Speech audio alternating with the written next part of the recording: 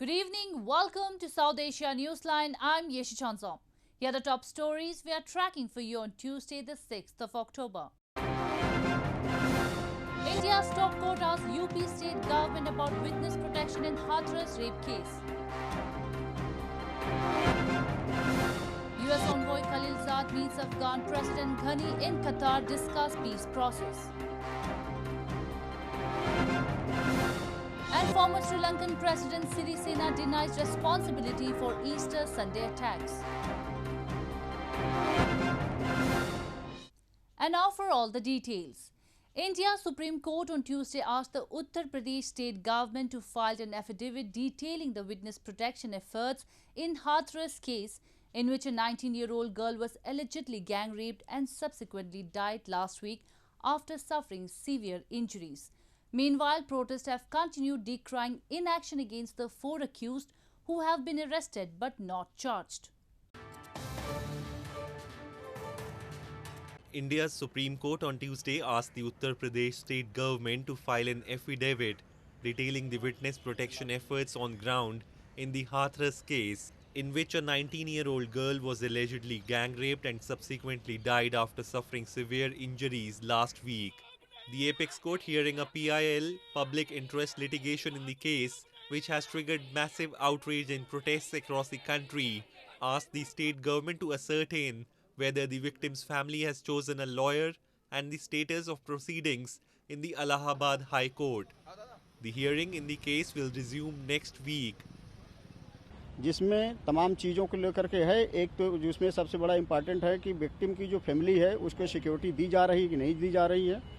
दूसरा चीज़ है कि इलाहाबाद हाई कोर्ट भी जो है शू मोटो इसमें ले चुका है, तो इलाहाबाद हाई कोर्ट के स्टेटस क्या है, उसमें हियरिंग का क्या मकसद कहाँ तक पहुँच पाया है। तीसरा चीज़ लेकर के कहा है कि विक्टिम की फैमिली ने खुद भी अपना एडवोकेट अपॉइंट किया है कि नहीं अपॉइंट किया है। Meanwhile, opposition Congress party leader Rahul Gandhi on Tuesday questioned Prime Minister Narendra Modi's silence over the handling of the Hathras case in Uttar Pradesh, where the state government is led by his Bharatiya Janata Party.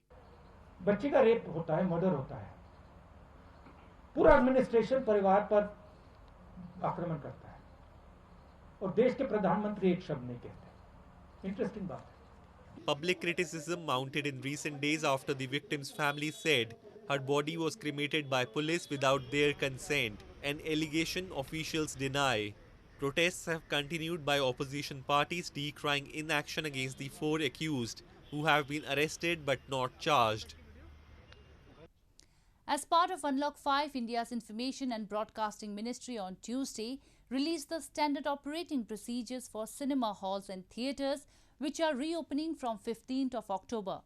The theatres were shut about 7 months due to coronavirus pandemic and now will be available to the patrons with 50% capacity and 1 seat distance between them. India's Information and Broadcasting Minister Prakash Javadekar on Tuesday confirmed that theatres across the country will be reopening from October 15. The theatres were shut for about 7 months due to coronavirus pandemic. According to the standard operating procedures released by the ministry, only 50% seating will be allowed of the total capacity and alternate seats will be left vacant for social distancing. Besides this, face masks will be mandatory inside the cinema halls. In these 7 months, several filmmakers opted for the digital release of their films on leading OTT platforms. पिछले 7 महीने से cinema hall बंद थे। गृह मंत्रालय के निर्णय के अनुसार अब वो 15 अक्टूबर से खुलेंगे। स्वास्थ्य मंत्रालय के सलाह से आईएनबी मिनिस्ट्री ने एक स्टैंडर्ड ऑफ प्रोसेस घोषित किया है, एसओपी घोषित किया है, स्टैंडर्ड ऑफ प्रोटोकॉल, और उसमें 50% लोग अलाउड होंगे। Earlier on Monday, India's western Maharashtra state, home to the financial hub of Mumbai, which accounts for the highest number of COVID-19 cases in the country, allowed bars and restaurants to start operations fully after over 6 months of coronavirus lockdown. Meanwhile, India's total coronavirus cases rose by 61,267 in the last 24 hours to 6.69 million on Tuesday morning. Deaths from COVID-19 infections rose by 884 to 103,569. Moving on, activists have termed Pakistan's recent announcement to give provincial status to illegally occupied region of Gilgit-Baltistan as an unconstitutional move. They express concerns that China has been lobbying Pakistan to bring Gilgit-Baltistan under its legal jurisdiction to protect its investment in the region, which are part of the China-Pakistan Economic Corridor. Political activists and experts have raised concern that Pakistan's recent announcement to turn Gilgit-Baltistan as its fifth province is in response to pressure from China in order to help protect investments as part of the multi-billion-dollar China-Pakistan Economic Corridor, or CPEC. Speaking during a webinar, activists criticized the move to alter the status of the illegally occupied region and regarded it as unconstitutional. Gilgit-Baltistan, which is on CPEC's route, has witnessed regular protests over alleged human rights violations by Pakistani forces to muzzle dissent in the region against the so-called developmental project. एक इतनी बड़ी investment जो China वहां पर कर रहा है, China को कम से कम पाकिस्तान की लीगल जुरिस्डिक्शन में एक जगह पर जहां से उनका सीपैक एंटर करेगा वहां पर एम्बिग्विटी नहीं चाहिए. वो ये नहीं चाहते हैं कि इसका लीगल स्टेटस जो है डिस्प्यूटेड रहे. Along with moving ahead with its plan to make Gilgit-Baltistan as its province, Pakistan is also planning to hold elections to the so-called Gilgit-Baltistan Legislative Assembly on November 15. India has lodged a strong protest against the Pakistan government regarding this announcement, stating that Jammu and Kashmir and Ladakh, including Gilgit-Baltistan, are an integral part of India. Afghan President Ashraf Ghani, who visited Kuwait and Qatar where peace talks are underway, met US Peace Envoy for Afghanistan Zalmay Khalilzad on Monday and discussed Afghan peace. Khalilzad said that the US supports an Afghan-led, Afghan-owned process and remains ready to assist. Afghanistan's President Ashraf Ghani, who arrived in Qatar on Monday where peace talks are underway, met US Special Envoy Zalmay Khalilzad and Scott Miller, General Commander for the US and NATO troops in Afghanistan. Afghan presidential spokesman Siddiq Siddiqui in a series of tweets said that during the meeting both sides stressed on the importance of these talks and the peace opportunity for ending the war and bringing an enduring peace. Asserting that violence in Afghanistan is too high despite the ongoing Afghan peace talks, Khalilzad said Washington is pressing for a significant reduction in violence that will lead to a permanent and comprehensive ceasefire. Khalilzad told Ghani that Afghans should not let the opportunity for peace to slip away and called on all nations, especially the neighbors and other key players, to do the same. Negotiations between the Afghan government and Taliban that started last month are aimed at the warring sides agreeing to a reduction of violence and a possible new power-sharing agreement in Afghanistan. However, the two sides of the talks have not yet started their direct negotiations. They are yet to agree on two matters. In news from Nepal, locals around the Pashupatinath temple in Nepal's capital Kathmandu on Monday staged a protest against the newly introduced master plan to make changes around the World Heritage and major religious site, claiming that it would endanger the ancient temple.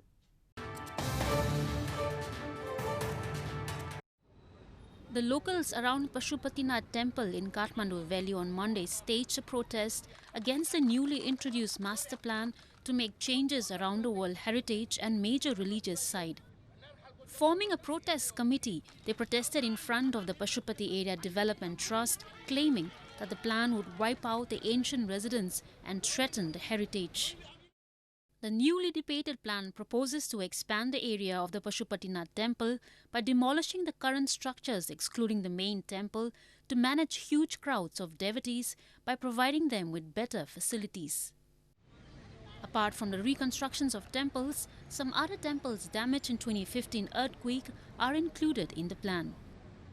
यसको कारण भनेको चाहिँ पशु क्षेत्र विकास कोषले अहिले ल्याएको यो नयाँ गुरु योजनामा स्थानीय मैत्री नभएको र यो धर्म संस्कृति र सम्पदा मैत्री नभएको उहाँहरूले चाहिँ यो गुरु योजना बनाउँदाखेरि चाहिँ पशु क्षेत्र विकास कोषको कर्मचारीहरू पदाधिकारीहरू मात्र बसेर कुनै विज्ञलाई नराखिकन एकजना मान्छेलाई ठेक्काको रूपमा दिएर The new plan requires a large portion of land to be implemented.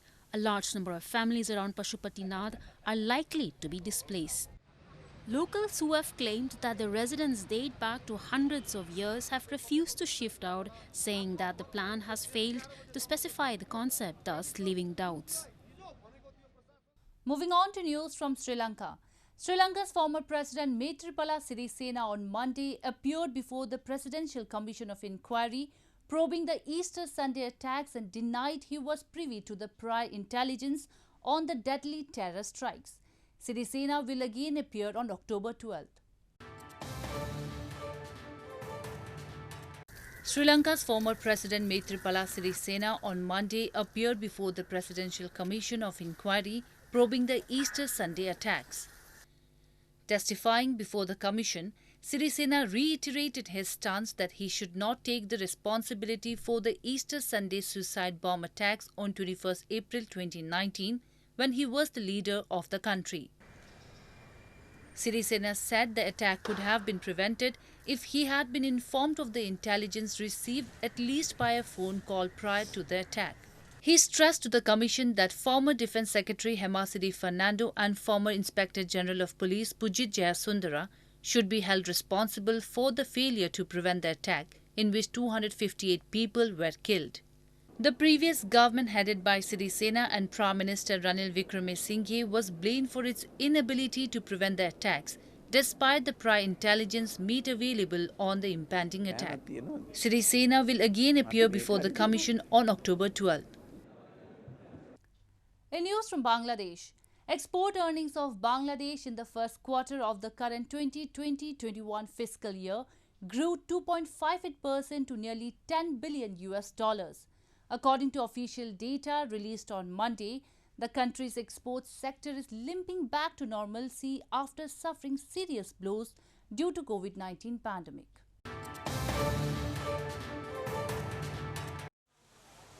Bangladesh's export earnings in the first quarter of the current 2020-21 fiscal year, that is July 2020 to June 2021, grew 2.58% year-on-year to nearly $10 billion, according to the official data released on Monday. The Export Promotion Bureau or EPB data showed Bangladesh earned a total of $9,896.84 billion from exports in July to September, compared to $9,647.99 billion last year. Of the total earnings, the country's income from ready-made garment items, including knitwear and woven, stood at $8.13 billion during the July to September period of the current fiscal year. The data shows the country's export sector is limping back to normalcy after suffering serious blows in the last fiscal year owing to COVID-19 impacts. Due to the pandemic, Bangladesh's export earnings in the past financial year 2019-20 sank about 17% to $33.67 billion, the lowest since the 2014-15 fiscal year.